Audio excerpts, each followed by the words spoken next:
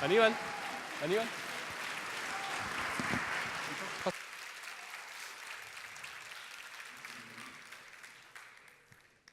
Ninguno de los libros de este mundo te aportará felicidad, pero secretamente te devuelven a ti mismo. Allí está todo lo que necesitas: sol, luna y estrellas, pues la luz que reclamas habita en tu interior. Ese saber que tanto buscaste por bibliotecas resplandece desde todas las páginas, puesto que es tuyo ahora. Hermann Hesse.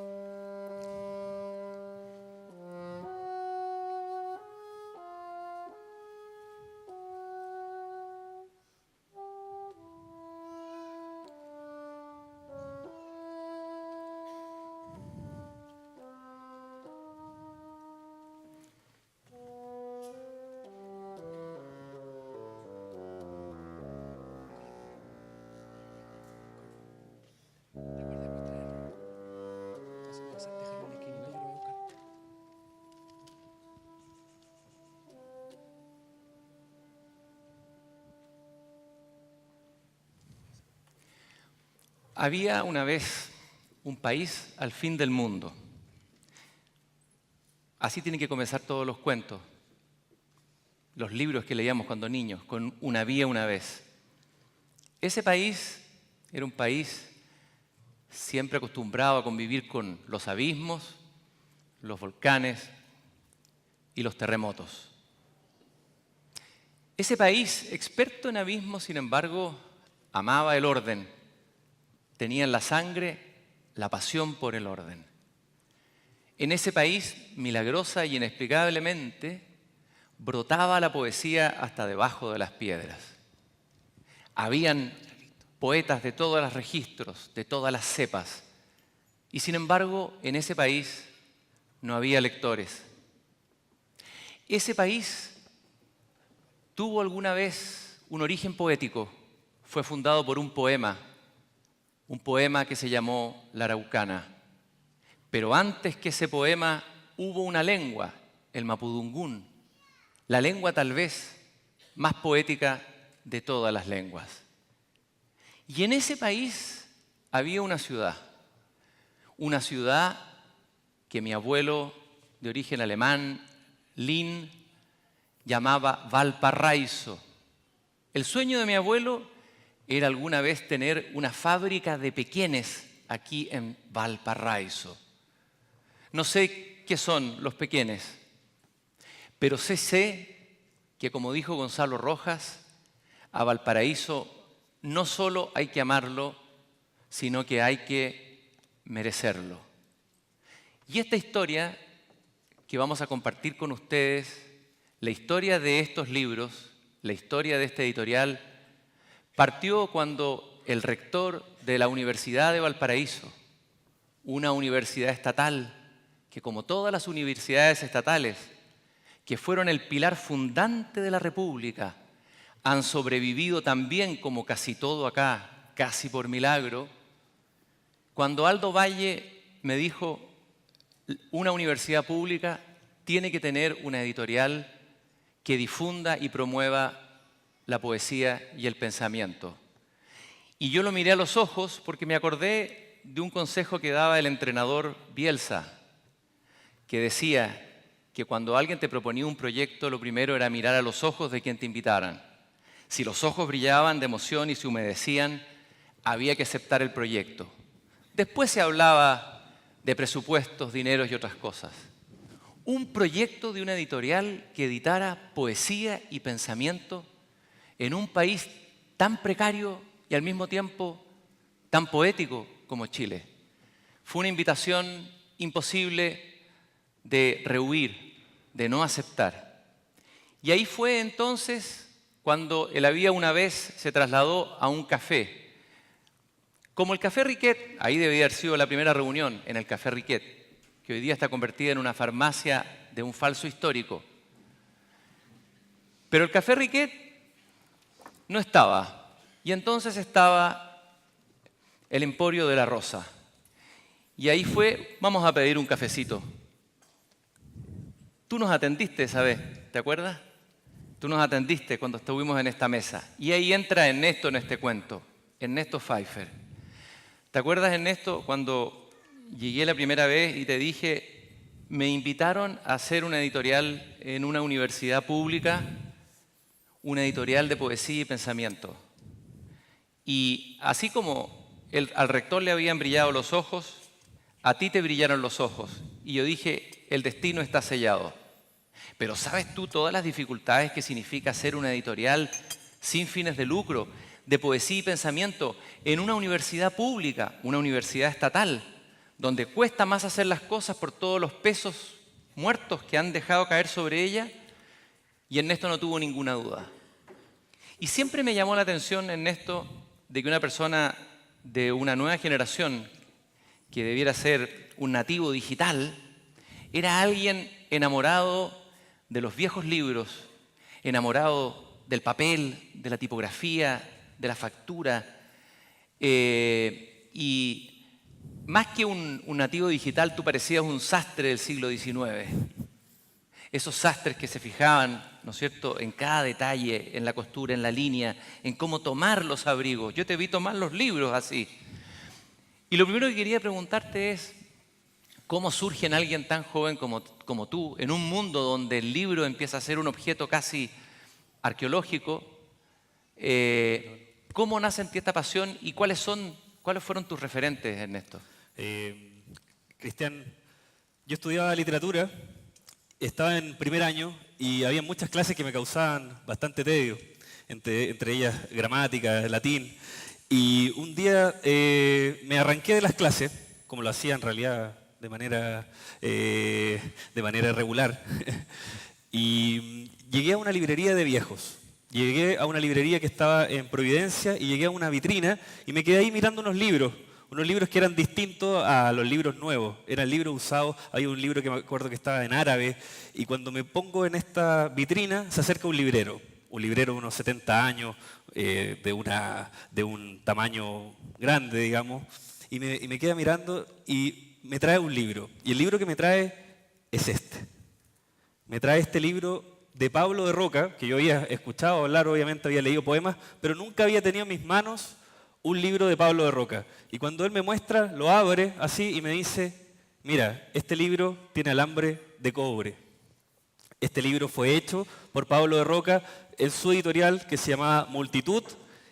Él no solamente escribía el libro, lo editaba, lo imprimía, sino que además lo distribuía y lo vendía. Muchas veces esa venta de libros le permitía pasar una noche en algún lugar, y fue así como me enamoré de eso, del libro físico, sentirlo, que el grabado, en este caso la silografía, el papel y el contenido era todo armónico. Y era distinto a los libros a la fotocopia en realidad que tenía en la universidad, muchos libros fotocopiados, y esto fue un impacto. ¿Cuáles son los referentes para ti más importantes en la historia de las editoriales en Chile? ¿Cuáles son los editores míticos, legendarios, a los que valdría la pena rescatar y recordar? Sí, el más importante, yo creo, en el siglo XIX fue Manuel de Rivadeneira, un español que a los 6 años ya era cajista. Trabajaba en una imprenta, hacía la caja, estaba en ese proceso, y él un día decide venir a Chile para tener más recursos, porque estaba teniendo problemas, y llega hasta Chile con ese sueño, y para hacer una fortuna se le ocurrió traer fósforos. Porque alguien le dijo que no habían fósforos, siglo XIX, trae los fósforos, y resulta que esos fósforos en el barco obviamente se humedecieron. Fue la peor llegada que podría haber tenido este joven editor, y terminó fundando el Mercurio de Valparaíso. Estuvo muy poco tiempo, escribía las editoriales, pero un tiempo muy intenso. Y cuando regresa a España, ya con una fortuna importante, funda la editorial que se llamó la Colección de Autores Españoles. una editorial que debe haber tenido unos 500 tomos, donde estaba Cervantes. De ahí leyó Neruda a Cervantes, de ahí leyó Mistral a los anónimos españoles, de ese editor que estuvo en Chile, que está totalmente olvidado y que se llamaba Manuel de Rivadeneira. Y lo que yo aprendí y he ido aprendiendo es que uno puede dividir los libros, o lo que uno cree que son libros, hacer una distinción. Hay libros y hay fotocopias que se presentan como si fueran libros. Sí. Y esa distinción es clara. ¿Cuál es la diferencia entre un libro y un montón de fotocopias que se vende en las librerías como si fueran libros? Sí, en un buen libro tienen que haber muchas personas que interactúen. Es necesario elegir y pensar todos los detalles. Es necesario que el editor se desvele pensando qué papel va a usar, pensando en la textura, pensando en la tipografía, hablar con su diseñador sobre la caja del texto, cómo se va a ver el interlineado, si el libro va a llevar un colofón, que los libros dejaron de tenerlo, se perdió esa tradición del colofón, que es lo que dice cómo se hizo el libro, cuál es el papel que se usó. También la portadilla, los créditos, la guarda. Todas estas cosas son la diferencia de alguien que llega y simplemente imprime un libro como lo podrían imprimir todos en sus casas, a esto otro que implica desvelo, implica decisiones, implica toda una serie de pequeñas obsesiones que terminan plasmándose en el objeto. Ahí está la guarda hay que acariciarla. Y lo primero que me dijo Ernesto en ese café, claro que aquí no hay café, va a parecer un café de utilería. Le voy a pedir otro Yo tengo café. Vamos a compartir ese café entonces. Era temprano, yo me tomo el bus desde Santiago a Valparaíso, el Pullman Bus ahí en Las Rejas o en Pajarito, y llegué con don Ernesto y le dije, bueno, ¿y cómo van a ser nuestros libros? Tienen que ser libros bien hechos, de gran factura. Libros asequibles, la editorial no tiene fines de lucro, es una universidad estatal que está editando estos libros como parte de su misión. Y Ernesto me dijo un día, tengo una papita caliente, quiero mostrarte algo, tengo una propuesta para los lomos del libro. Y ahí fue donde me dijo, libro sin lomo, con la costura a la vista. Era por supuesto una decisión delirante y altamente riesgosa, que ha dividido a todos los que compran nuestros libros. Pero si uno en la vida no toma esas decisiones y si no le da espacio a las nuevas generaciones a que se arriesguen a jugar, no hay historia y no hay quiebres en la historia y no hay saltos en la historia de los libros. Y nos lanzamos y hicimos libros con costura a la vista. ¿Por qué la costura a la vista, señor Sastre? Lo que pasó con la costura es que la mayoría de los libros dejaron de ocupar hilos y de encuadernar sus cuadernillos. Algunos lo hacen, pero hay muchos libros, son libros que se salen las páginas, son porque no llevan hilo. Entonces era importante mostrar estos hilos, que hay una larga tradición desde la encuadernación copta, de los primeros siglos, y hay una larga tradición de esto, de mostrar los hilos, pero en este caso se tuvo que hacer ahí una concesión de solamente quedar los hilos en la vista y no unido a la tapa. Se hizo ahí una diferencia que finalmente nosotros denominamos costura a la vista. Pero lo bonito de esto es ver que este hilo, este color, identifica el libro. Por ejemplo, aquí tengo en mis manos azul de Rubén Darío y el color del hilo es azul y ese color aparece en el interior y uno lo puede ver y lo puede tocar. Detrás de cada libro y de todas las cosas bien hechas y que no estén fabricadas en China, sí. Rainer Maria Rilke dijo una vez que tal vez seramos la última generación que tenga una relación con las cosas y que las cosas tengan un valor afectivo para nosotros, un zapato, un abrigo, un objeto. Rilke ya a comienzos del siglo XX se dio cuenta que venía un nuevo mundo, un mundo industrializado y donde todas las cosas son hechas en serie y que fenecen muy rápido. Y Chile es un país, dijo Gabriela Mistral, donde nunca ha encarnado bien el sentido del oficio. No hay oficios y si los hay, esos oficios se van perdiendo o son ninguneados y despreciados. Si uno compara a un panadero francés que viene a Chile a instalar una panadería, te dice con orgullo, soy panadero, vengo de una familia de panaderos, ¿no? Y te dice, soy panadero como que te dijera, soy ingeniero o doctor en filosofía. Tú le preguntas en Chile a un panadero y te dice casi con vergüenza, bueno, soy panadero. Y detrás de cada libro hay oficios. Y en este viaje que vamos a tener con ustedes en esta hora y cuarto, vamos a ir viendo todos los oficios que intervienen en la elaboración de un libro y no de un conjunto de fotocopias. Y te quiero preguntar algo, y quiero pedir un poco de silencio. Huidobro dijo, silencio, la tierra va a dar a luz un árbol. Yo les quiero decir, sí. Silencio, la imprenta va a dar a luz un libro. Esta es la sala de máquinas, aquí está la imprenta. Y en este momento hay un artesano, el fagotista, que además es fanático de la artesanía del libro, que está elaborando un libro único e irrepetible que va a tener que terminar una vez que termine este acto y que vamos a mostrar al final. Un libro hecho completamente a mano con oficio. Sí. Yo quería decir algo a propósito de lo que me preguntabas.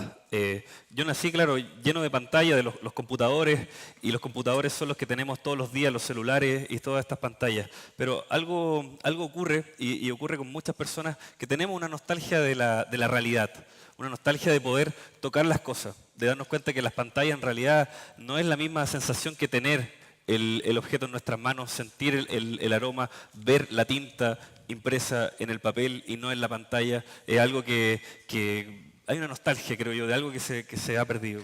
Esa silla está vacía, y es porque yo creo que los proyectos se hacen desde las convicciones, la convicción que tuvo el rector y la universidad de hacer este editorial, los afectos y los oficios. Y aquí debiera estar sentada la tercera pata de esta mesa y de este editorial, que es Giovanna Escármeta. Ese fue el segundo encuentro, nos fue regalada por el azar. Nos topamos justamente en un puerto de ideas cuando estábamos elaborando la idea del libro hace unos 2 años atrás, del editorial. Giovanna Escármeta es un personaje mítico de los libros. Fue la que me traía cuando yo hacía La belleza de pensar a Roberto Bolaño, a Sergio Pitol, a todos los escritores que llegaban a la feria. Ella era como el brazo derecho de Herralde en anagrama aquí en Chile. Quiero pedir un aplauso para Giovanna, que no quiso aparecer. Gracias.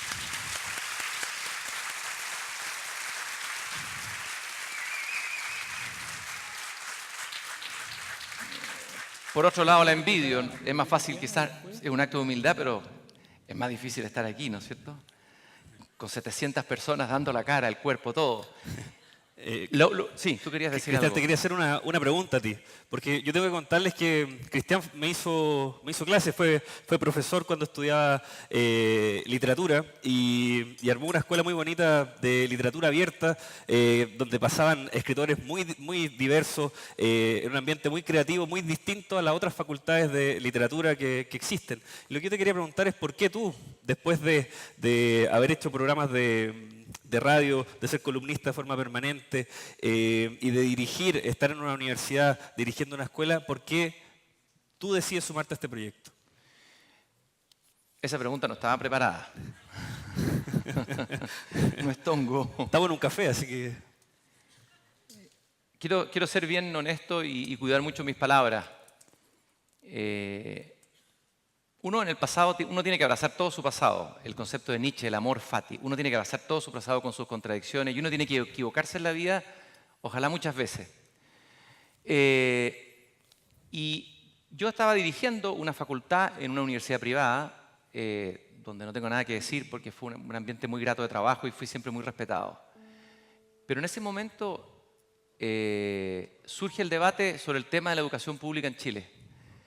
Y yo no había trabajado nunca en una educación pública, conocía la historia de la Universidad de Chile, la épica maravillosa de Andrés Bello, y cuando el rector de una universidad estatal de esta ciudad, que uno ama pero que a veces no merece, como dice Gonzalo Rojas, que es Valparaíso, me hace esta invitación, se cruzan demasiadas cosas. Ese amor por Valparaíso te ama, pero también te expulsa si no te entregas de verdad. Y uno no basta con venir como turista de fin de semana a Valparaíso, venir como turista boutique, a los cerros boutique y a los lugares boutique. Yo también soy un turista boutique, he sido turista boutique. Valparaíso me estaba pidiendo algo más. Y también una universidad estatal estaba pidiendo un compromiso. Y por eso era imposible decir que no. Pero lo más loco de todo fue cuando en este café, debe haber sido el segundo o tercer café, tipo 8:30 de la mañana, porque llego temprano en el bus, me dice, trae consigo un libro antiguo, muy antiguo, de el poeta Jaime Rayo, Sombra y sujeto. No está aquí, se lo llevó un fantasma el libro, no lo busque. Y toma el libro y me lo coloca arriba, delante mío. Y él sabía que yo soy fanático de la generación del 38, una generación poética extraordinaria. Y ahí aparece la figura de Jaime Rayo, un joven poeta suicida que se suicidó después de escribir su primer libro, que fue publicado y del que no se supo nunca más. Y nos hicimos una promesa.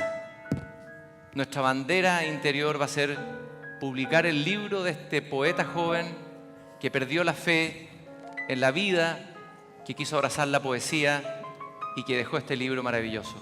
Jaime Rayo. Soy Jaime Rayo. Vengo de observar a un perezoso invierno que repta. Quiero leerles esta plegaria que fue mi último poema, en mi primer y último libro, Sombra y sujeto.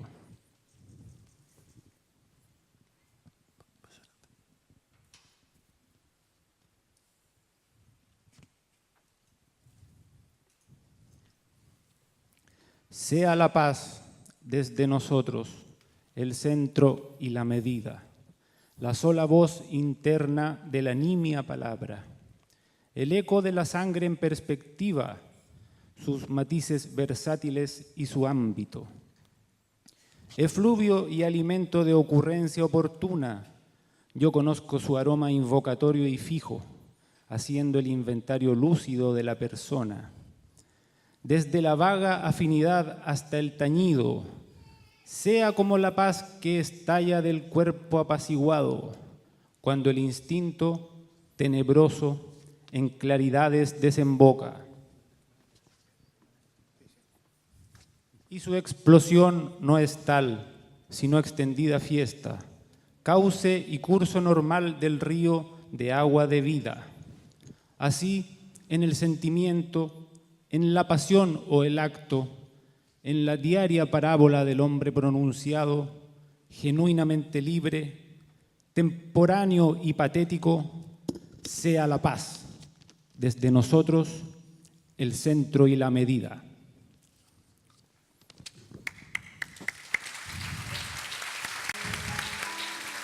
Jaime Rayo.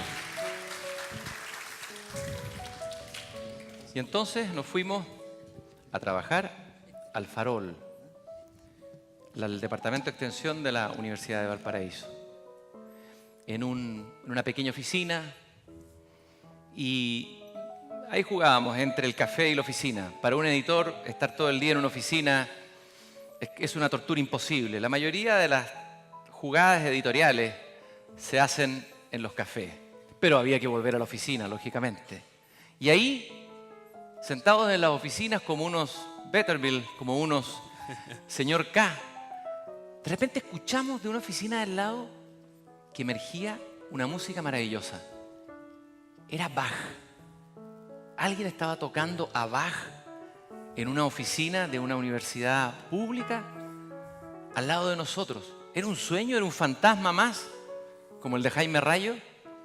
Y ahí fue donde descubrimos a Aníbal Correa, un verdadero duende metafísico.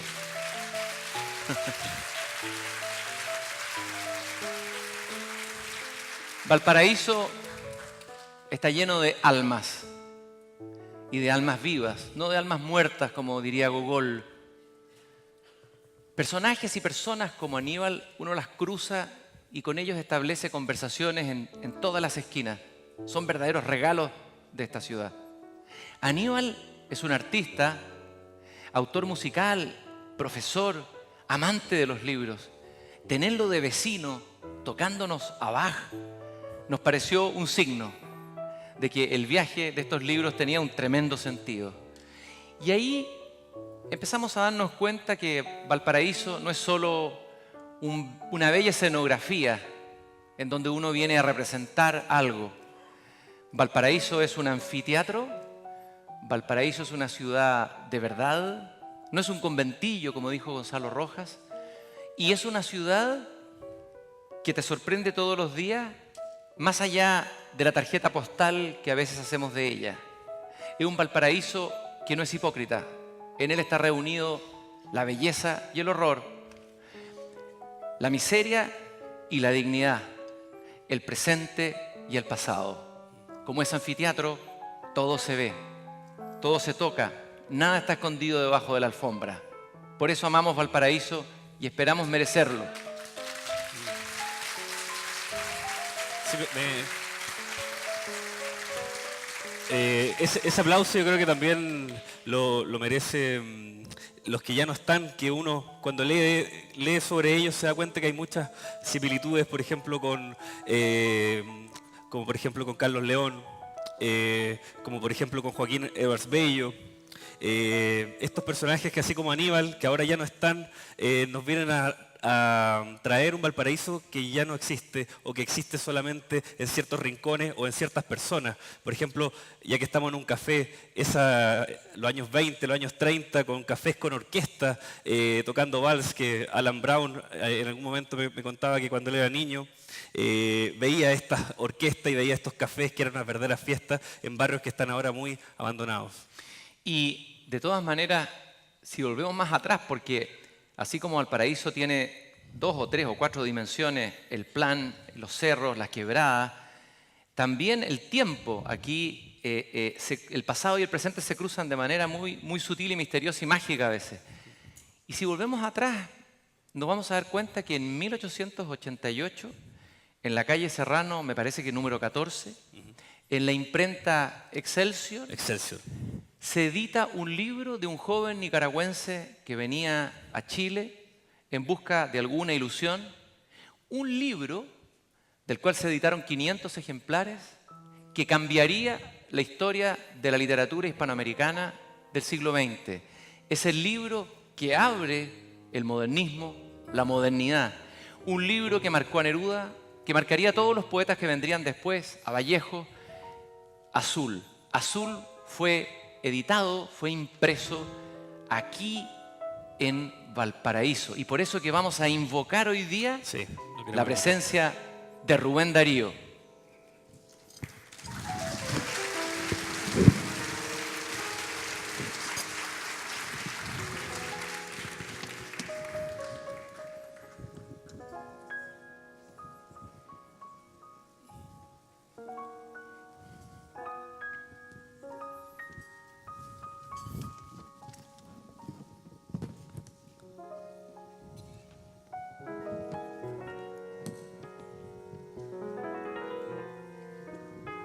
Soy Rubén Darío.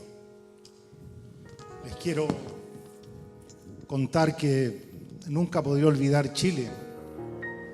Allí pasé algunas de las más dulces horas de mi vida y también de las arduas, pues en Chile aprendí a macizar mi carácter y a vivir mi inteligencia.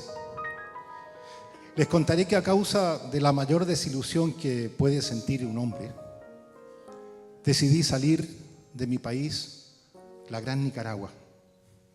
Mi amigo el general y poeta salvadoreño Juan Cañas me dijo: vete a Chile, es el país donde debes ir. Vete a nado, aunque te ahogues en el camino. Me embarqué en Corinto, en el barco Guarda. Llegué a Valparaíso el 24 de julio de 1886. Nunca olvidaré el brumoso puerto que me recibió con aguacero. En el puerto publiqué el libro que cambió y que me cambió la vida, Azul. En Valparaíso realmente pude ver cosas como estas que están en mi libro.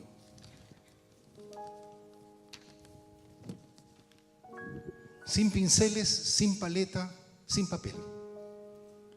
Sin pinceles, sin paleta, sin papel, sin lápiz. Ricardo, poeta lírico incorregible, huyendo de las agitaciones y turbulencias de las máquinas y de los fardos, del ruido monótono de los tranvías y el chocar de los caballos con su repiqueteo de caracoles sobre las piedras, del tropel de los comerciantes, del grito de los vendedores de diarios, del incesante bullicio e inacabable hervor de este puerto. En busca de impresiones y de cuadros, subió al Cerro Alegre. Que gallardo como una gran roca florecida, luce sus flancos verdes, sus montículos coronadas de casas risueñas, escalonadas en la altura, rodeadas de jardines, con ondeantes cortinas de enredaderas, jaulas de pájaros, jarras de flores, rejas vistosas y niños rubios de caras angélicas. Abajo estaban las techumbres del Valparaíso, que hace transacciones, que anda a pie como una ráfaga, que puebla los almacenes e invade los bancos, que viste por la mañana terno crema o plomizo, a cuadros, con sombrero de paño, y por la noche bulle en la calle del Cabo con lustroso sombrero de copa, abrigo al brazo y guantes amarillos, viendo a la luz que brota de las vidrieras los lindos rostros de las mujeres que pasan. Más allá, el mar, acerado, brumoso, los barcos en grupo, el horizonte azul y lejano, arriba, entre opacidades, el sol.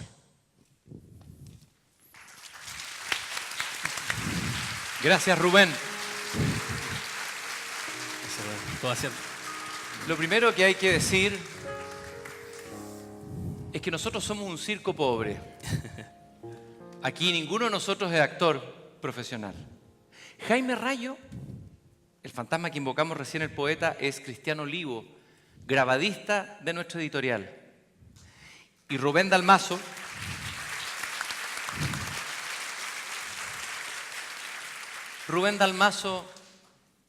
tiene con Rubén Darío esta sincronía. Rubén da. Los dos dan. Y da harto en teatro Rubén Dalmaso, pero él es corrector de pruebas de la editorial. Vamos a aplaudirlo de nuevo. Yo nunca había visto en mi vida que un corrector de prueba actuara en una obra de teatro, en un lanzamiento de un libro de una editorial. Creo que es un hecho inédito, histórico tal vez.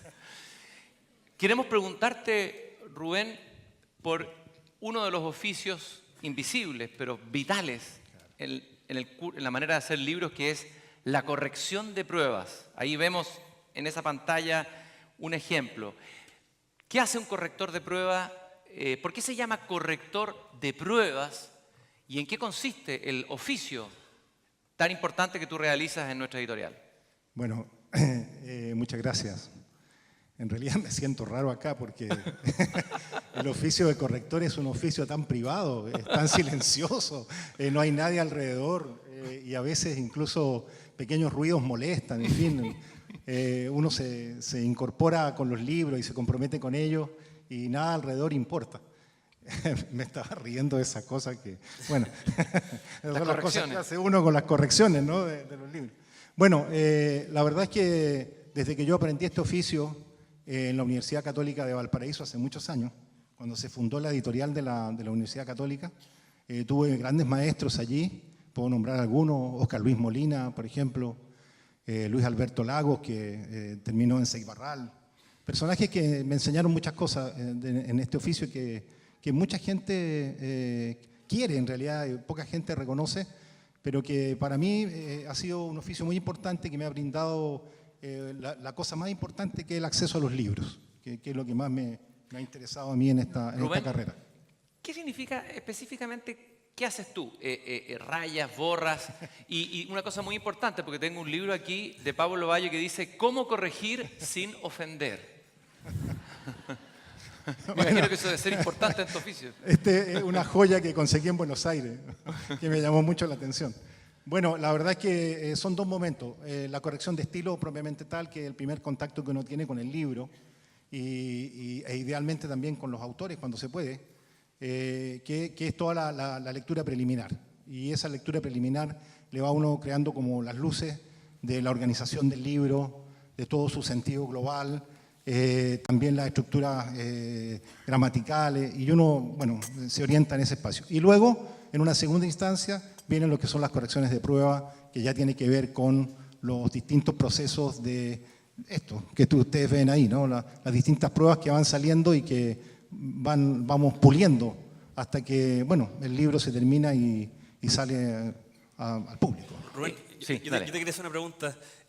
Justamente este libro, Cómo corregir sin ofender, dice que cuando el libro no es de la editorial o uno no lo editó, uno encuentra inmediatamente la errata, el error. Pero cuando el libro es de uno, ¿cierto? O sea, cuando el libro es ajeno, uno no la encuentra. Yo lo que te quería preguntar, ¿cuál es la errata más grande que has encontrado en un libro que pasó por tus manos y que después la viste publicada? Bueno, me acuerdo recién comenzando con la editorial de la Universidad de Valparaíso, pero en la primera etapa, por ahí el año 92, trabajamos un proyecto con la Cámara de Diputados, que era un libro, de los primeros libros ya en democracia, y era un libro muy importante porque había allí una serie de reflexiones sobre política, economía, sociedad. Era una cosa ahí bien ambiciosa, bien interesante. Y los diputados que estaban allí integrados al proyecto eran muy serios. Y entonces, bueno, nos pidieron que tuviéramos mucho cuidado con la edición, etc. Y en una de esas el libro ya se iba a impresión final, una última mirada, y debía decir dineros públicos. Y decía dineros públicos. Gracias, Rubén. Una fe de Gracias. rata había que colocarle a eso. Gracias, Rubén, por haber estado con nosotros. Lleva el micrófono. Y yo creo que tienen que haber en esto autores difíciles de editar, Sí. difíciles de corregir, difíciles de aconsejar, sobre todo los genios. Uno de los autores más difíciles seguramente de la historia de la filosofía y el pensamiento fue el gran Federico Nietzsche. ¿Te imaginas tú el corrector de prueba de Nietzsche? Lo que habrá sido. Yo quería contar una anécdota que a nosotros nos dijeron cuando recién llegamos a la universidad, que había una edición que un profesor había traducido a Nietzsche y que lo había publicado.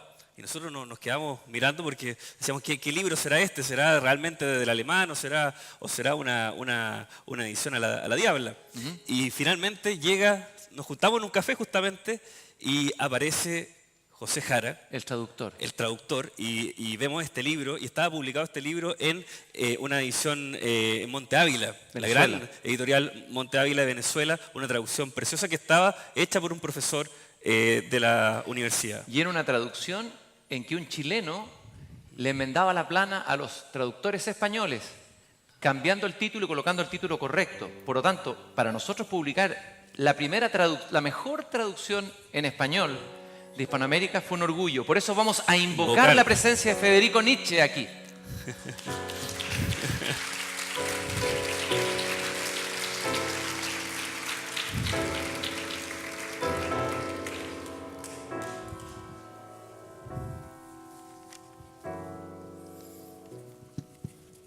Ich bin Friedrich Nietzsche. Ich werde ein paar Gedichte von mir lesen.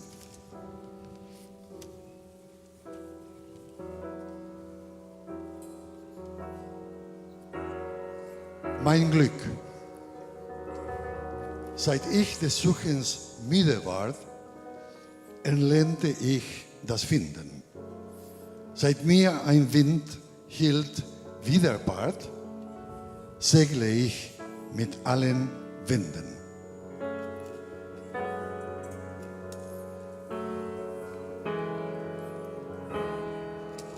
Meinem Leser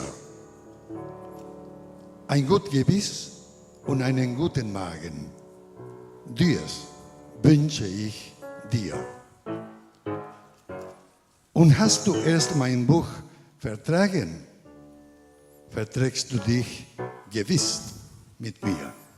Da ich nicht nur Philosoph, sondern auch Philolog bin, werde ich jetzt in Spanisch sprechen.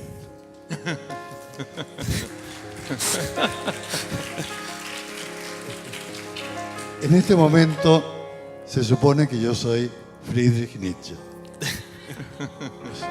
No lo cree nadie, pero bueno. No, sí lo creemos, profesor. Acabo de leer un par de poesías que van Mira, incluidas nivel que baje. en el libro. La primera es mi felicidad. Desde que me cansé de buscar, aprendí a encontrar. Desde que un viento se me opuso, navego con todos los vientos. Y esto, que es mi felicidad, es lo que intento entregar, lo que leí en el segundo poema, cuyo título es A mi lector. Una buena dentadura y un buen estómago, eso te deseo. Y cuando hayas digerido mi libro, sin duda te avendrás conmigo. Aviéntate con nosotros aquí.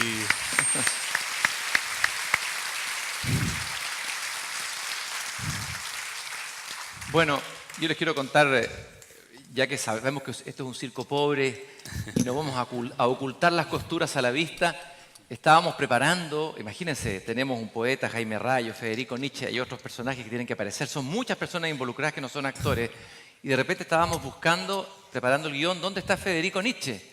El profesor José Jara, y no estaba, y lo llamamos y nos dice, estoy en Casablanca. Nietzsche estaba en Casablanca, y estábamos a punto de partir, ¿no? Y en realidad era en Placilla, no era en Casablanca. Profesor, maestro, en primer lugar, quiero decir que para nosotros fue un lujo, un regalo habernos encontrado con tu libro y con tu persona, a través de tu libro con tu persona, conocer tu trabajo riguroso, serio, humilde, una tarea de profesor que ha marcado generaciones, y preguntarte específicamente por otro de los oficios implicados en el libro, que es el oficio de la traducción en filosofía. ¿Cuáles son las dificultades, los desafíos más grandes en una traducción filosófica? Mal que mal, traducir a Nietzsche no son palabras mayores, José. Mira, yo creo que lo que facilita un poco las cosas, además del conocimiento de la lengua, obviamente, es conocer lo que el pensador pensó, ¿no? El problema que después encuentras, con el que yo me encontré, de hecho, fue para mí una sorpresa. En el sentido de que yo había escuchado, ¿te fijas?, de parte de otros filósofos importantes en el siglo XX, ¿no?, que Heidegger, quien había dicho que el griego y el alemán son las lenguas filosóficas, encontrarme con que el castellano, el español, era una lengua que me pareció a mí, en ese momento, y ahí lo descubrí, más rica que el alemán.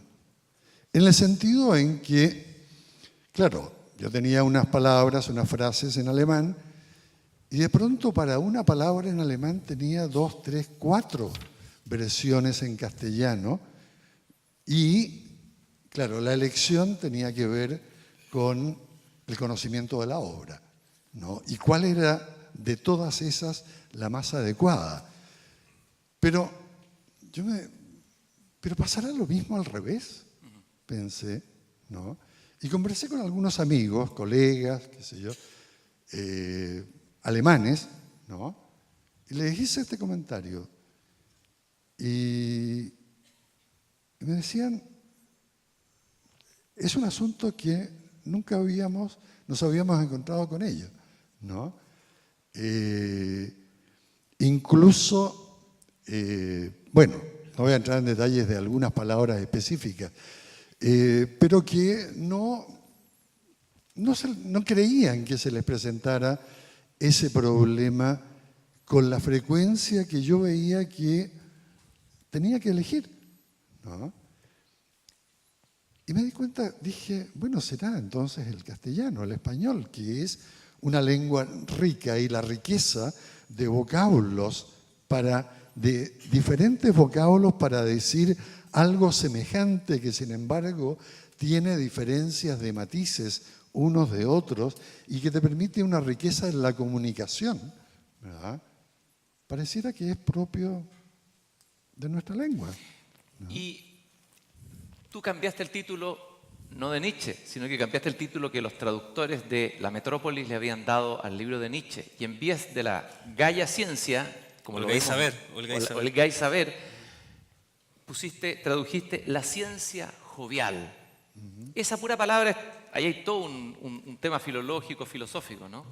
Es que ese es justamente la primera cosa, sorpresa, es que no solo en castellano, sino que en inglés, en francés, en italiano, siempre tradujeron el subtítulo que Nietzsche agregó en la segunda edición de 1886 a el título Die Fröhliche Wissenschaft.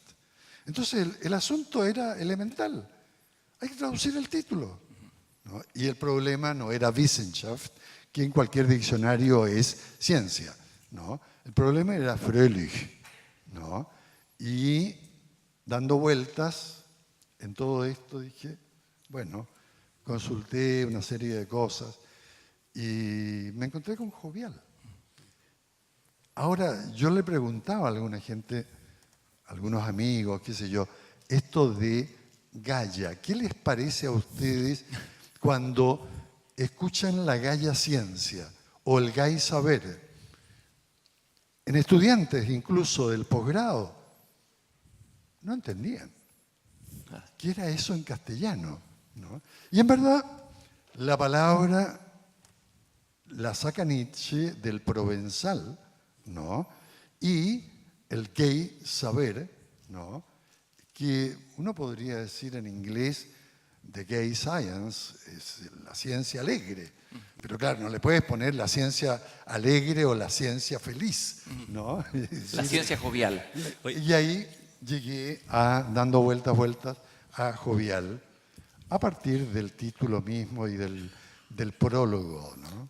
José, yo te quería confesar algo, que nosotros cuando la editorial se refundó y se hicieron estas dos líneas, poesía y pensamiento, y se me dijo que el primer título de pensamiento iba a ser este libro, y uno se encuentra con un libro que tiene 500 páginas, y que cuando tú nos pasaste ese libro, el libro no estaba en una versión digital, tuvimos que transcribir palabra por palabra estas 400 páginas y toda la cantidad de notas, y yo debo confesar que fue un desafío mayor. Bueno, con Rubén, que estaba antes, tuvimos mucho insomnio con este libro. Y pasó algo que tú tienes que contar, Ernesto. Viste lo que tenemos que compartir a ti, José. En la oficina del Farol de la editorial, como en todo Valparaíso, hay termitas.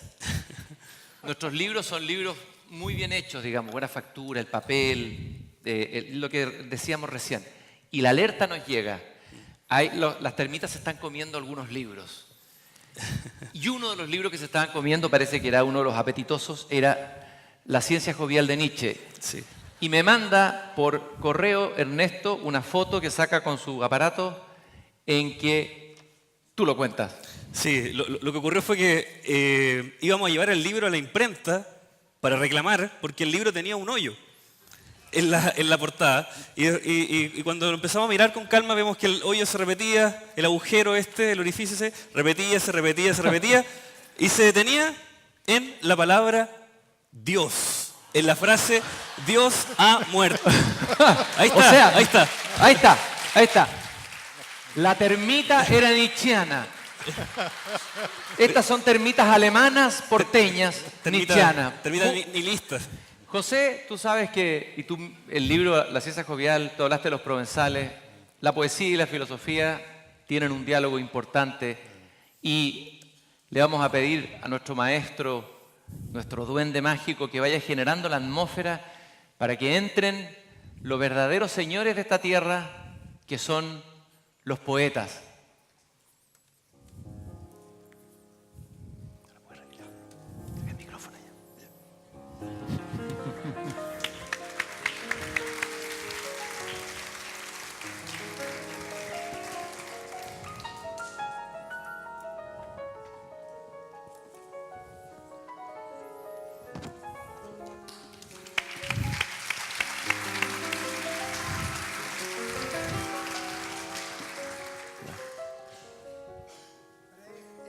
Pre-epitafio, una décima. Aquí ni siquiera yace, pues no ha muerto todavía, un tipo que día a día cargó la cruz que Dios place, plantó un árbol, hizo clase, le dieron y dio lecciones, tuvo hijos, publicaciones y, de serle concedido, reeditar a lo vivido con 2 o 3 correcciones.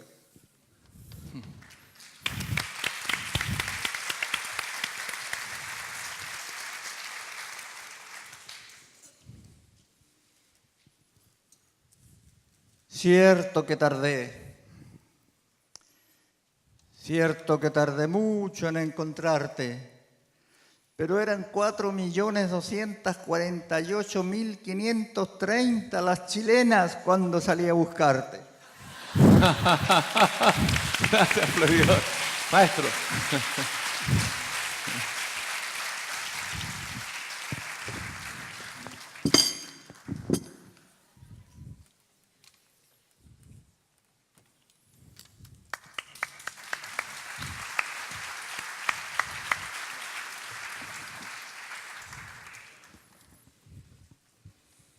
Buenas noches. Este poema se llama Los Trigales. 1. Sonriente dentadura del sol, sol riente, la espiga de la risa discurriendo va la fuente, luz sonando, cascabeles, voz de abeja, lluvia, mieles, la amarilla carcajada de las yeguas herbazales, algazara multitudes, zarabanda, los trigales. 2. Sonriente dentadura del sol, sol riente, la espiga de la risa más riente de abejorros, rubio oleaje, crina el viento de un caballo en el galope, marejada y el canoro, la rompiente de la espiga, pasto noble, sol sonoro, cascabel de las harinas. 3. Greña noble, los caballos de la risa, la rompiente, galopando las potreras multitudes, de dientes, hay solares, niños juncos, la amarilla carcajada, dentadura de la harina en el relincho, marejada. Y este poema no tiene título y dice, y es del libro Mala Siembra. Con esta misma cara de asesino me las veré con Dios, el delincuente, con este mismo padre que me nace, con este padre atroz que se me muere, pero nunca morirse por morirse, pero nunca la vida por la vida, pero nunca la muerte por la muerte. Es mejor desnacerlo desandado que andar muriendo siempre, siempre, siempre. Vale más un suicida que un cadáver, mucho más un cadáver que un ausente. Yo no quiero morirme por morirme, yo quiero estar naciendo siempre, siempre, pero no llegaré donde me llamen, ni me he de ir jamás aunque me echen, porque con esta cara de asesino me las veré con Dios el delincuente, el día en que la muerte dé la cara, la noche en que la luz muestre los dientes. Da.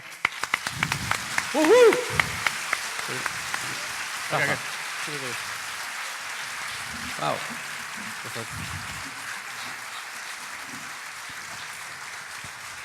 Cuando el rector de la universidad me dio la misión de hacer una editorial que tuviera estos dos pilares, estas dos colecciones, estos dos sellos, estas dos líneas, poesía y pensamiento, dijimos y pensamos, y siempre lo hemos pensado, que la poesía es el otro pensar de Chile, que la poesía es, en realidad, el pensar más profundo de Chile.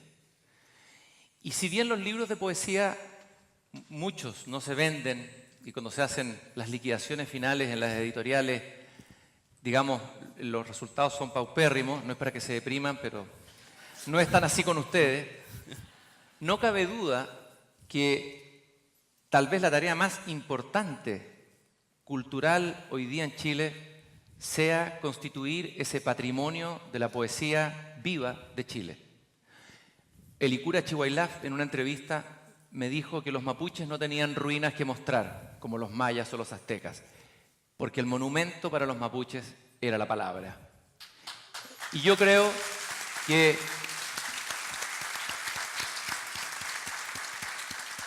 podrán demoler las ciudades, destruir los espacios públicos, destruir el pasado, pero sobrevivirá la palabra de los poetas.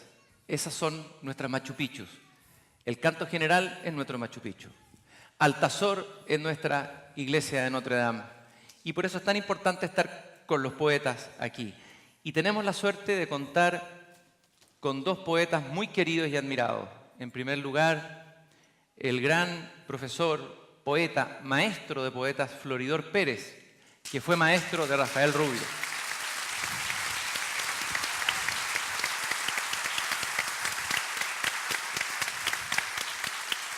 Y Rafael Rubio, hijo y nieto de una dinastía de grandes poetas chilenos. Dinastía. Y estamos hablando de oficio. Si tú tuvieras que hacer una pregunta, Ernesto, del oficio de la palabra, ¿cuál sería esa? Teniendo aquí a dos orfebres de la palabra. A mí me gustaría preguntarle a Floridor Pérez, quien hay que decirlo que ha formado a muchas generaciones de poetas, ya en el taller de la Fundación Neruda. Ahí han pasado poetas como Juan Cristóbal Romero, el mismo Rafael, entre muchos otros poetas que han publicado y que han dado que hablar. Y la pregunta que te quería hacer, Floridor, es cómo encuentras algo, cómo ves que hay talento en un poeta, o cómo un poeta te llama la atención de estos poetas que llegan menores de 20 años muchas veces al taller. Bueno, querido amigo, tengo que dar una pequeña explicación. Tiene que ver con una respuesta de un gran maestro que escuché anoche nomás. Se llama Bielsa. Otra vez Bielsa, gran maestro. Bielsa, ese era un Nostalgia maestro. de Bielsa. La educación habría tenido menos problemas si se queda Bielsa. Mira, le preguntaron, le dieron cancha para que se mande la parte hablando de los que estaban en la etapa de poetas que tú me hablas, pero que se llamaban Sánchez o Vidal. Y él, en una muestra de honestidad, dijo: no puedo decir que ellos sean fruto de mi trabajo. Fueron fruto de su compromiso en los clubes en que le tocó jugar.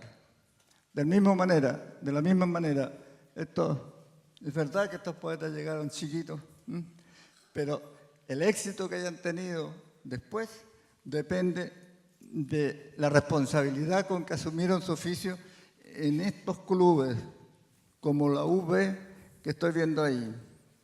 Le falta una patita para tener la W correcta. Del Wandes. Yo quería hacerle una pregunta a Rafael. Hemos hablado del oficio del traductor, el oficio del editor, el oficio del corrector de pruebas. Y se olvida a veces la dimensión del oficio con el poema. Se piensa que el poema nace de una inspiración, puede que sea así, las musas de un arrebato, el poeta de pecho caliente. Pero con ustedes hemos aprendido que hay un trabajo también de orfebrería y de artesanía.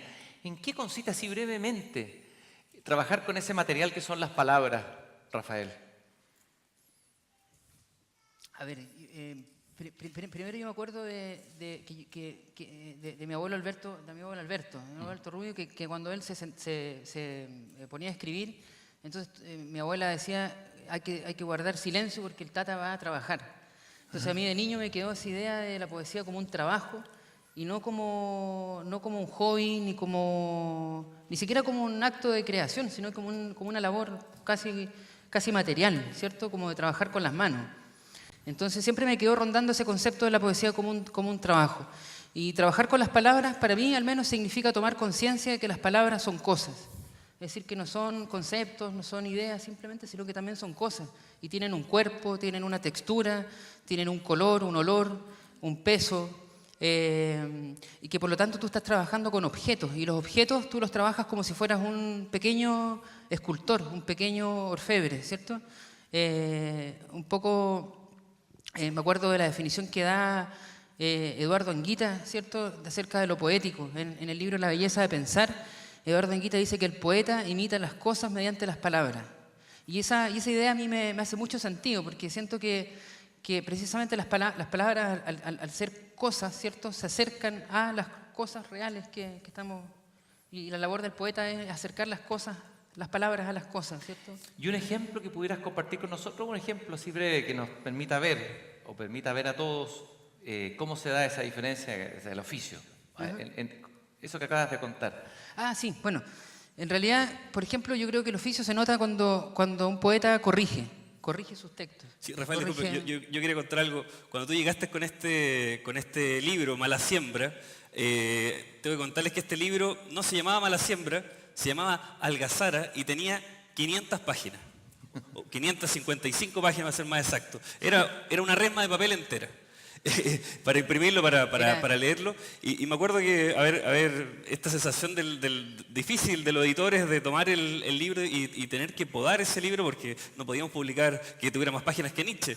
Y recuerdo en las conversaciones que tú empezaste a podar como el escultor empieza a esculpir, empezaste a eliminar y finalmente quedó este libro compacto con ¿cuánto fue lo que dejaste afuera casi? Dejé afuera más de la mitad. Po. Sí, era el Antiguo Testamento y lo dejé reducido a los Salmos, ¿no?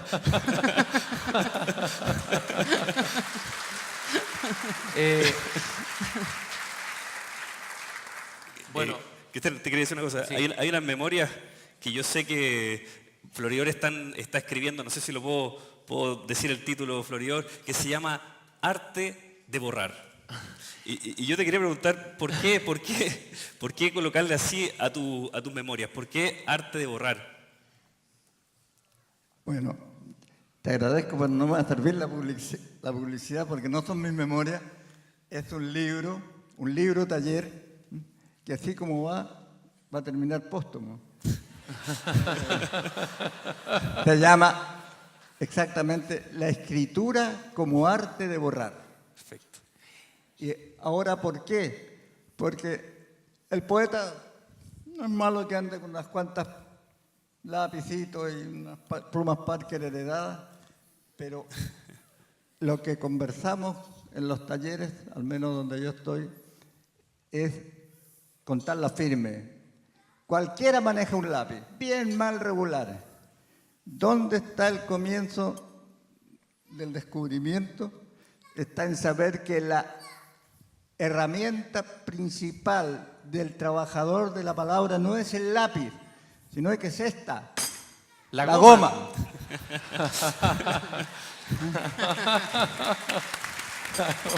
El que aprende a manejar esta va a llegar a algún lado.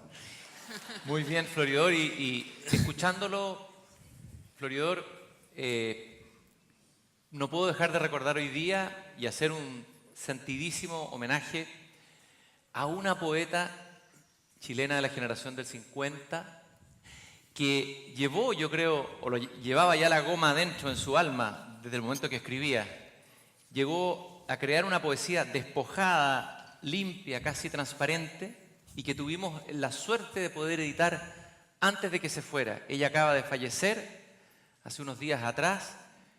Fuimos con Ernesto, una poeta extraordinaria, Cecilia Casanova, fuimos a verla a su casa y ella no podía creer que le fueran a publicar su poesía reunida en este libro, en esta edición, como yo les he contado, muy bien hecha, de buena factura. Y empezamos a trabajar en el libro con mucho cariño, gracias al trabajo y el entusiasmo de Adriana Valdés. Mucha gente participó en esto. Y cuando ya teníamos el libro listo, la llamamos a su casa y no estaba en su casa, estaba en un asilo de ancianos. Y yo fui con ese libro, no voy a olvidar nunca esto, y estaba Cecilia Casanova en un rincón del asilo de ancianos bajo un árbol sola. Habían otros ancianos ahí también, algunos idos. Yo llego, le paso el libro, ella lo toma y hace así. Se acarició la mejilla con el libro cerrando los ojos. Y yo dije, tiene sentido profundo esto que estamos haciendo. Y le vamos a rendir un tremendo homenaje a una de las más grandes poetas de Chile, que es Cecilia Casanova.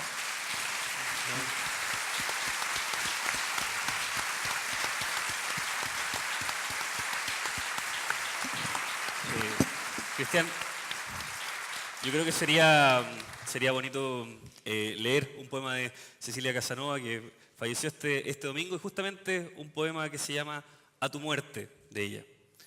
A tu muerte no te recordará una lápida, a la tierra caerás discreta, como un parto callado de tanto haber dolido.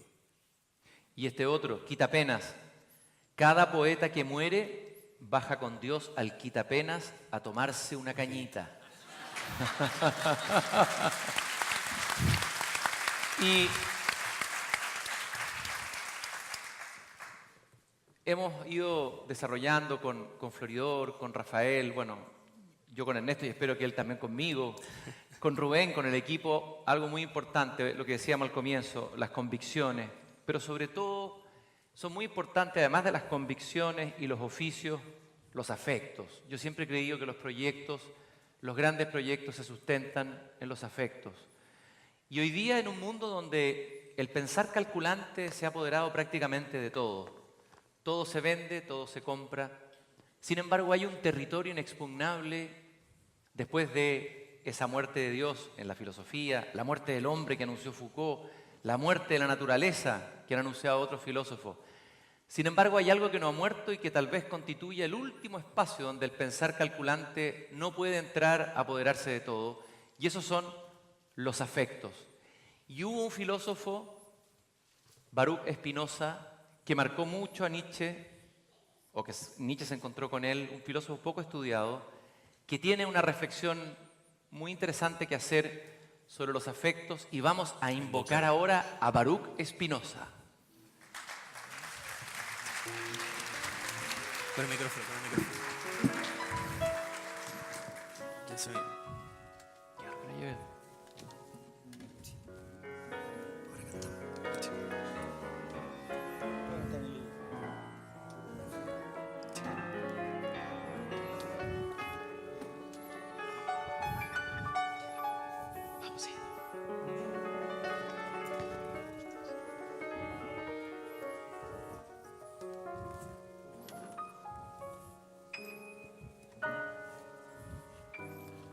Soy Benito Espinosa y voy a leerles las palabras finales de mi libro Ética demostrada según orden geométrico. Es evidente cuánto vale el sabio y cuánto más poderoso es que el ignorante, que actúa movido solo por un deseo inmoderado. Pues el ignorante, aparte de ser zarandeado de muchos modos por las causas exteriores, y de no poseer jamás el verdadero contento del ánimo, vive, además, casi inconsciente de sí mismo, de Dios y de las cosas. Y tan pronto como deja de padecer, deja también de ser. El sabio, por el contrario, considerado en cuanto tal, apenas experimenta conmociones del ánimo, sino que, consciente de sí mismo, de Dios y de las cosas, con arreglo a una cierta necesidad eterna, nunca deja de ser, sino que siempre posee el verdadero contento del ánimo. Si la vía que, según he mostrado, conduce a ese logro, parece ardua, es posible, sin embargo, hallarla.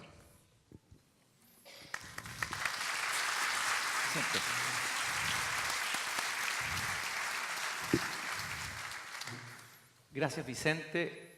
Él es Vicente Serrano, muchos de ustedes ya lo conocen.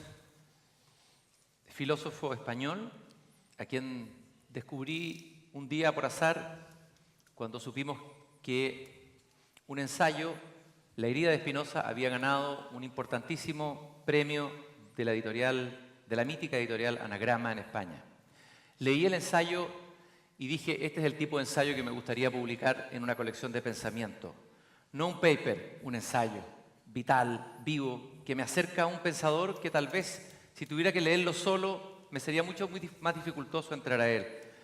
Entrevisté después en el programa Que en paz descanse, La belleza de pensar o una belleza nueva, a Vicente Serrano. Y ahí fui donde aprendí algo con él. Aprendí esta idea de que hay que resistir hoy día con los afectos.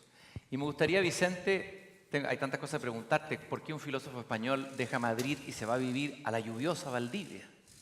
¿Por qué un filósofo español que ha ganado varios premios publica en una editorial sencilla como la nuestra su ensayo Naturaleza Muerta, su primera publicación como ensayo de filosofía en Chile? Lo que para nosotros es un tremendo orgullo. Preguntarte un poco qué es lo que dice Spinoza de los afectos y qué nos puede servir para hoy, para nuestro mundo de hoy, Vicente. Bueno, Spinoza lo que dice de los afectos lo dice en relación con la naturaleza. Yo en mi libro digo que la naturaleza ha muerto. Y eso es una pequeña complicación. Yo siempre discuto con Vicente sobre... Sí. No puedo aceptar eso que la naturaleza haya muerto. Pero bueno. Pero esa naturaleza en realidad Sí. es una intuición estética que él asimila a Dios. Su libro empieza hablando del uno y todo, que recuperan luego los poetas románticos, y en realidad está organizado en torno a una noción que se recibe por los poetas, por esos poetas, que es una noción, una intuición estética fundamental, pero que utiliza un lenguaje que ya no es el del mundo moderno. Ahora, esa intuición, ¿por qué es tan importante? ¿Por qué es la clave de bóveda de su libro y su edificio? Porque su libro, en definitiva, de lo que habla es de algo tan modesto como que nosotros somos seres afectivos. Nosotros somos afectos. Y la tarea de nuestra vida, aparte de arrostrar muchas cosas y de tener que sobrevivir, la tarea que debe conducirnos a la felicidad es justamente ser capaces de dar una arquitectura a nuestros afectos. Convivir con ellos, ordenarlos, gestionarlos, si se me permite la expresión. Bueno, de algún modo, la intuición de la que depende todo, ese orden de afectos que él plantea, es justamente esa idea de una totalidad, que expresa en una totalidad que es a la vez Dios y la naturaleza. Esa es la recepción estética que se hace.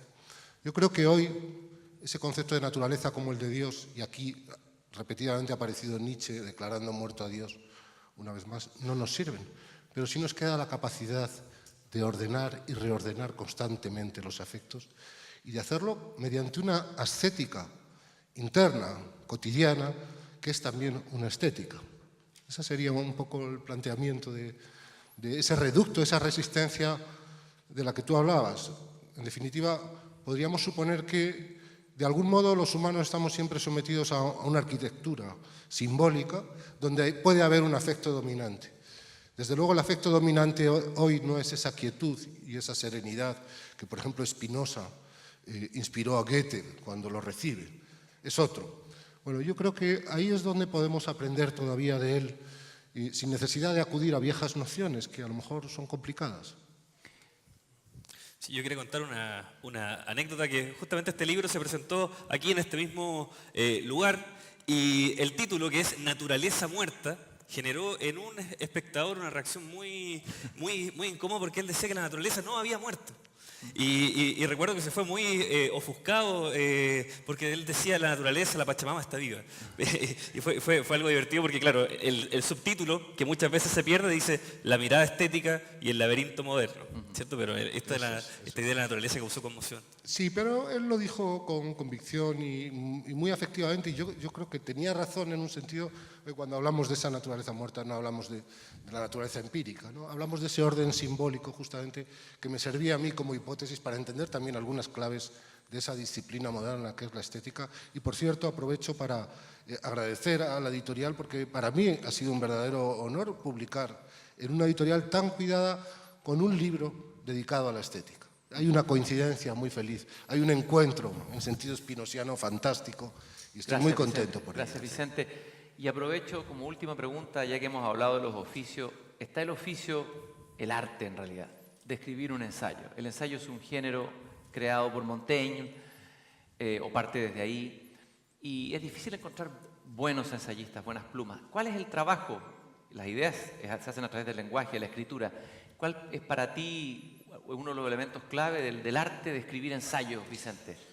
Bueno, yo creo que el ensayo, la fase final de un ensayo es cuando tú te pones a redactar, pero lleva mucho tiempo detrás de ir pensando, de ir componiendo, pero luego hace falta ese poquito de inspiración y yo desde luego necesito, para que sea ensayo y no ese paper, y ese es un riesgo siempre, y uno siempre anda en esa cuerda floja, necesito pasión, necesito enamorarme de lo que estoy haciendo, necesito amor.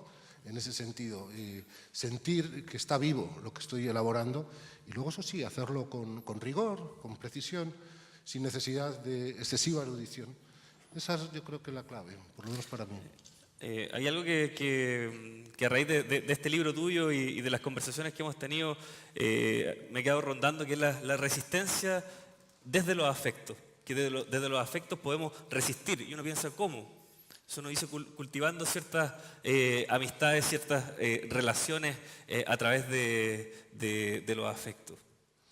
Bueno, de algún modo, la hipótesis es jugar con los afectos, con la naturaleza, con Spinoza. Supongamos que la naturaleza ha muerto, pero para Spinoza lo que expresaba la naturaleza en nosotros humanos, seres finitos, es justamente esa dimensión afectiva, que es nuestro propio límite y que es como se expresa esa condición finita nuestra, ¿no? Entonces a veces olvidamos esos, arrastrados tal vez por una noción muy nietzscheana, que es una voluntad de poder, que podría ser un afecto dominante que nos arrastra todo, individual y colectivamente en esta sociedad tan estresante, ¿no? Entonces los afectos, regresar a ese espacio que de algún modo es nuestro hogar, son esa propuesta de resistencia frente a ese afecto dominante, frente a ese orden que a veces se nos impone. Y a propósito de los afectos y de las pasiones y de los oficios, volvemos a decir silencio, la imprenta va a dar un libro. Detrás nuestro, en la sala de máquinas, se está terminando de crear este libro. Gracias, Vicente. Y un aplauso para Vicente. Se retiró rápido. y lo que vamos a hacer es que vamos a salir de nuestro café, de nuestra sala de reunión editorial, pero antes de irnos vamos a bajar a la sala de máquina. Pero yo le quiero preguntar a Ernesto, que es editor de oficio, ¿cuál es, a ver, el corazón del oficio de editar? ¿Qué es para ti lo más importante que has aprendido en estos años como editor?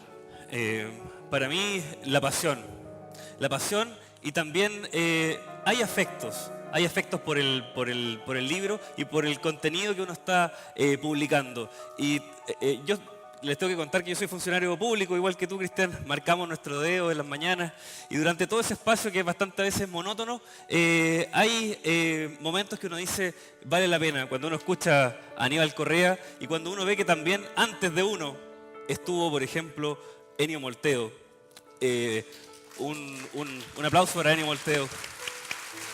Y uno se da cuenta de que antes de uno hubo otro y antes de ese otro hubo otra persona, y recordarlos. Y cuando tú me preguntabas cuáles eran los referentes, cómo no mencionar a Mauricio Amster, cómo no recordar la mítica editorial Nacimiento, cómo no recordar también una editorial del Estado como la Quimantú, cómo no recordar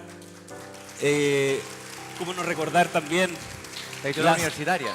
La editorial universitaria y las autoediciones, los poetas que se publicaron su propio libro. De hecho, Floridor Pérez tiene un libro que dice autoedición. Para Ángeles y Gorriones, el primer libro, Jorge Tellier, fue una autoedición. Y después, claro, la que tú mencionabas, la editorial universitaria, una editorial de la Universidad de Chile que hizo un catálogo realmente impresionante, publicando a Alejo Carpentier, a Arguedas, la colección Letras de América y tantos títulos, miles de títulos que ellos publicaron. Yo te invito entonces, y los invito a todos ustedes, a que bajen con nosotros a la sala de máquinas de la editorial, donde están los objetos esperando. Es como entrar al horno e ir a recibir este pan que hemos estado compartiendo con ustedes.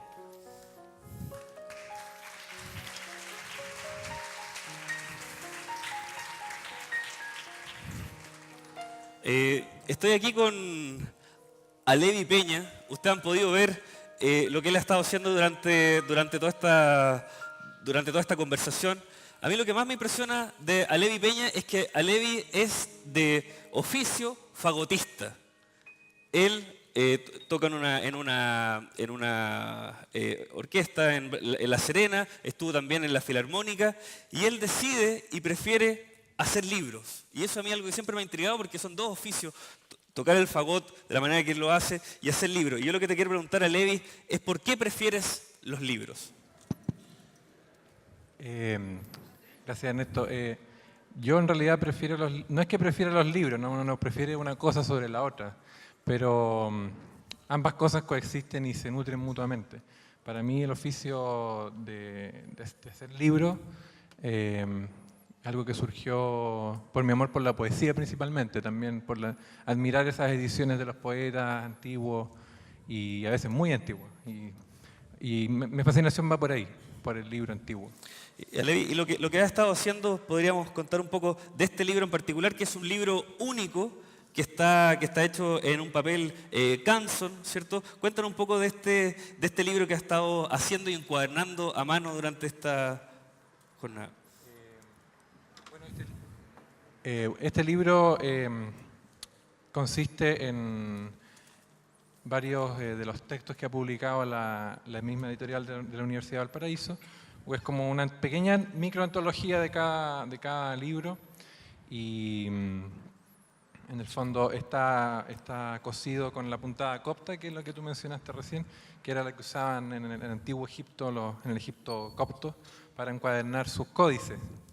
Esta puntada, por lo tanto, es muy antigua y se sigue utilizando mucho. También va con la costura a la vista y la tapa va caligrafiada a mano, el colofón también, el título va caligrafiado.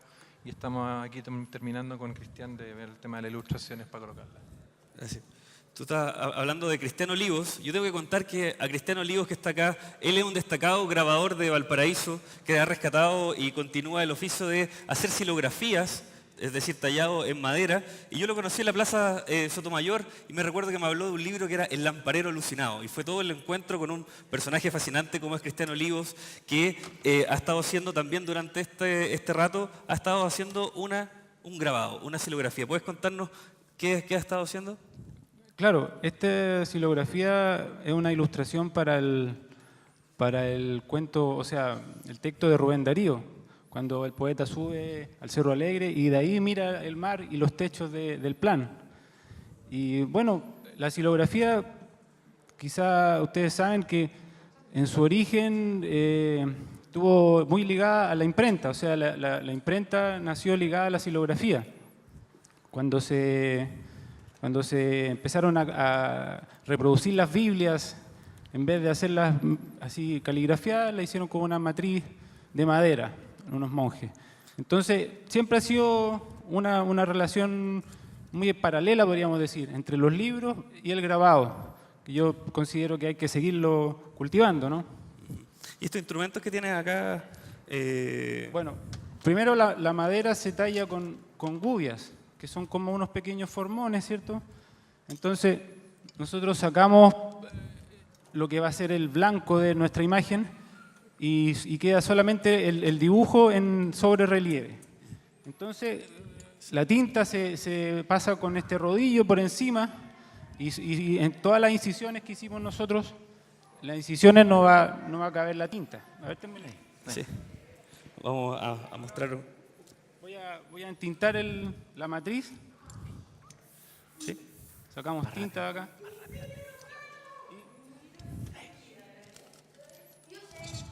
Ahí le echamos una buena cantidad de tinta.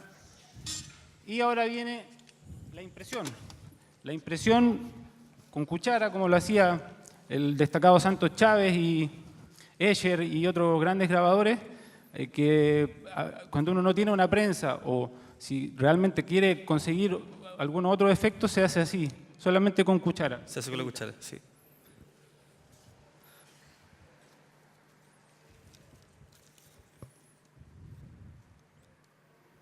Esto va a ser un grabado absolutamente en vivo. Un grabado que ha sido tallado especialmente para este libro único que se llama justamente La magia de hacer libros. Ahí viene la cuchara. Santos Chávez hacía esta técnica, él la popularizó haciendo los grabados con cuchara. Hay unos videos que es verdaderamente emocionante verlo. La técnica de los grabados japoneses. Y tiene la gracia de que uno puede graduar la presión en algunas partes, porque la prensa imprime todo igual, todo parejo. Y con la cuchara uno tiene el control, digamos. Acá tenemos uno terminado, ¿cierto? Sí, eso es una prueba. Voy a mostrarlo. Ahí tenemos Vamos a aplaudir a nuestro grabadista, también a Levi. Yo, mientras termina el grabado con la cuchara, no puedo dejar de acercarme a este rincón de la sala de máquinas donde está esta vieja máquina Olivetti. Cuando llegamos al Farol, a las oficinas de la editorial, me mostraron una pieza en donde estaba esta máquina. Era el lugar donde trabajaba Ennio Molteno, el gran poeta, y editor y director editorial de la editorial de la Universidad de Valparaíso. Y estaba Gonzalo, quien de alguna manera es la posta que reunió las dos editoriales. Él trabajó con Ennio, con Alan Brown. Tú has estado en la historia de toda la editorial prácticamente. Y quiero preguntarte brevemente, ¿cuál es el oficio del diseñador. Tú eres diseñador y diagramador de los libros. ¿Cuál es el corazón del oficio del diagramador y el diseñador, Gonzalo? Mira, básicamente lo que estoy haciendo aquí es un poquito de prehistoria, porque como ves, estoy poniendo línea por línea en la página de un libro ya diagramado. Vamos a poner acá. Yo digo que un poco prehistoria porque esto lo hacíamos en los tiempos de las primeras, ¿no es cierto?, impresoras offset, y naturalmente en los tiempos en que Ennio llegó a la editorial. Entonces, con mi amigo Alan, que debe estar por ahí, recordaremos bien ese periodo porque era un periodo de mucha precisión. Nosotros prácticamente nos servíamos de esta herramienta que era el cuchillo cartonero y unas impresoras que prácticamente teníamos que rogarle para que imprimieran y naturalmente encomendarnos a nuestro amigo Rubén Dalmazo, que él corregía también las cosas, pero también había un periodo en donde nosotros poníamos, ¿no es cierto?, como lo voy a hacer ahora, la línea exactamente donde debe estar. ¡Wow! ¡Qué precisión! Bueno, no es tan precisión ahora, pero en fin. Fíjate que esto, hay una prueba, y estos son todos los originales papeles que nosotros debíamos cumplir para que esto funcionara en la imprenta. Y ahí están todas las líneas y todas las indicaciones que debe el imprentero seguir. Gonzalo, cuando yo llegué a la editorial, Gonzalo Catalán tuvo un gesto conmigo que yo pensé que era un gesto de simpatía, amoroso, pero fue más que eso, fue un símbolo. Me llevó una taza de té puro a mi escritorio. Una taza de té pelado. Y supe que esto era un símbolo de una posta. Carlos León tomaba té pelado en el Café Riquet. Eso lo cuenta Agustín Esquella por ahí en un texto que leí hace un tiempo. Entiendo que Ennio Molteo y Alan Brown también tomaban café pelado. Así y es. aquí está el glorioso café pelado, té pelado que se toma en Valparaíso. Salud. Listo. Y el libro. Sí. Vamos a pedirle que suba al escenario a quien forma parte de esta historia, de esta posta de afectos, convicciones y oficios, de esta nobleza de hacer libros. Quiero invitar a Alan Brown, colega, amigo de Ennio Molteo, que suba al escenario.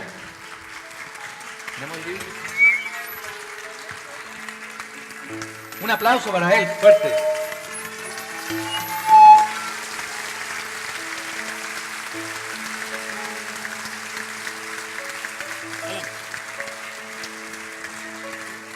¿Tienes el libro ahí?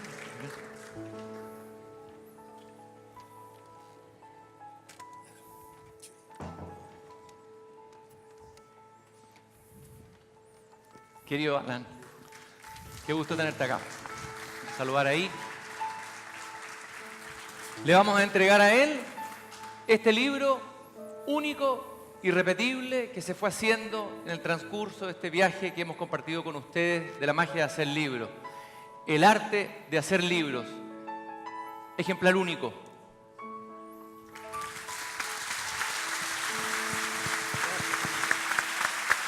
Y ustedes no se irán con las manos vacías. A la salida van a recibir también algo único. Una plaquette también hecha artesanalmente, donde va un texto de Ennio Molteo sobre los libros que dice: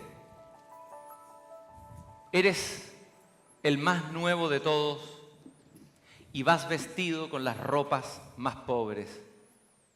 Todo ha andado mal en estos años y no hay un pedazo de papel decente donde escribir poesía, tu nombre.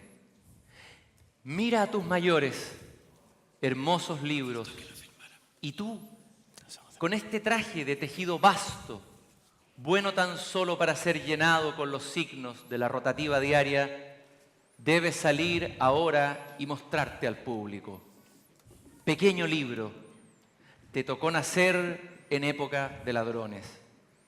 Ven, ve confiado hasta la casa de mi amigo Carlos, ofrécele mis saludos y no obstante su primera sorpresa, frente a él podrás lucir modesto y compartir tus palabras más puras. ¡Viva el libro! ¡Viva Valparaíso! Gracias por acompañarnos. Acompáñanos a la síntesis.